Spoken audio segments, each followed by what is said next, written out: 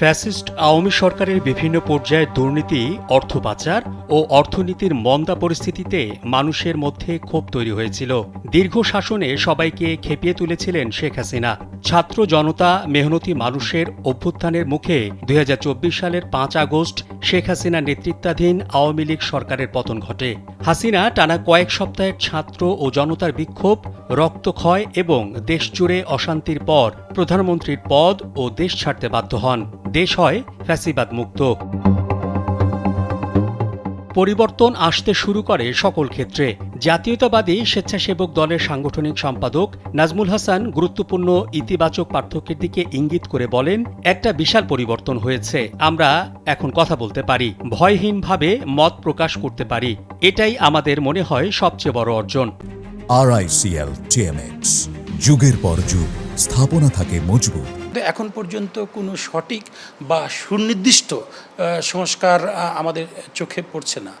আসলে মানে কেতাবে কলমে বা কাগজে সংস্কারের কথা লেখা থাকলো, কিন্তু আমাদের মগজে মননে সংস্কার নেই, তাহলে তো কোনো লাভ হলো না। আসলে আমাদের যে বিভিন্ন প্রতিষ্ঠানগুলো আছে সেখানে সংস্কার করতে হবে এবং আমাদের মনোজগৎ বা আমাদের যে রাজনৈতিক চিন্তা, সেই চিন্তাতেও সংস্কার আনতে হবে। তাহলেই তো একটি সুখী সমৃদ্ধ বাংলাদেশ গড়ব।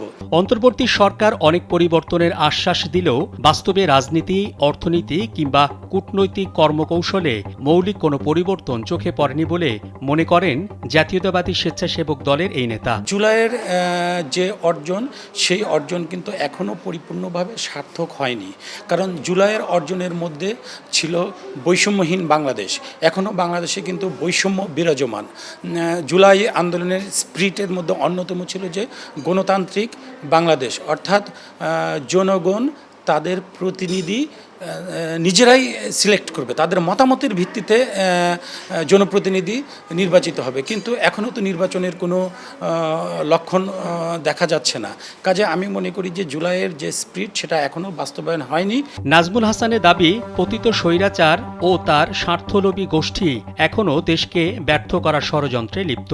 তার আহ্বান, দলমত নির্বিশেষে সকলকে ঐক্যবদ্ধভাবে এই ষড়যন্ত্রকে মোকাবেলা করতে হবে। আসুন সবাই মিলে আমরা এমন এক বাংলাদেশ গড়ে তুলি যেখানে আর কোনো স্বৈরাচারের ঠাঁই হবে না। ঘটনা ঘটার সাথে সাথে একটি মহল, বিএনপির সিনিয়র নেতৃবৃন্দ, এমনকি বিএনপির যিনি সাংগঠনিক অভিভাবক জনাব তারেক রহমানকে নিয়ে মিথ্যা অপপ্রচার করছে। এটা বাংলাদেশের সুষ্ঠু ধারার রাজনীতির জন্য অশনি সংকেত। আমি মনে করি যে যারা এই ধরনের কাজ করছে তাদের সাবধান হওয়া উচিত।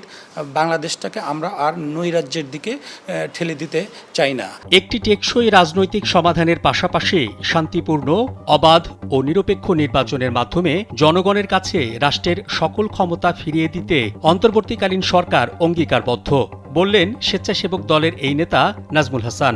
সব দলের সব মতের মানুষ অংশগ্রহণ করে নির্বাচিত সরকারের মাধ্যমে দেশ পরিচালিত হবে। কিন্তু দুর্ভাগ্যজনক হলেও সত্য যে নির্বাচন কবে হবে এখন পর্যন্ত কিন্তু তার কোনো রোডম্যাপ ঘোষিত হয়নি। আর নির্বাচন ডিলে হওয়ার কারণে বিভিন্ন রাজনৈতিক এবং সামাজিক সমস্যা সারা দেশব্যাপী ছড়িয়ে পড়ছে। সামনে জাতীয় ভোটের ঘণ্টা বাজছে, আর ঠিক তখনই আলোচনার কেন্দ্রবিন্দুতে উঠে এসেছে সংখ্যানুপাতিক নির্বাচন পদ্ধতি। পিয়ার নিয়ে কেউ উৎসাহী, কেউ শঙ্কিত, কেউ বা দ্বিধাগ্রস্ত।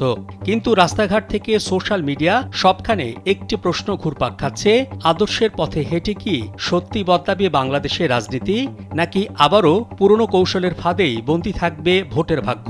পিয়ার পদ্ধতিতে নির্বাচন কিন্তু বিশ্বের খুব কম দেশে আছে।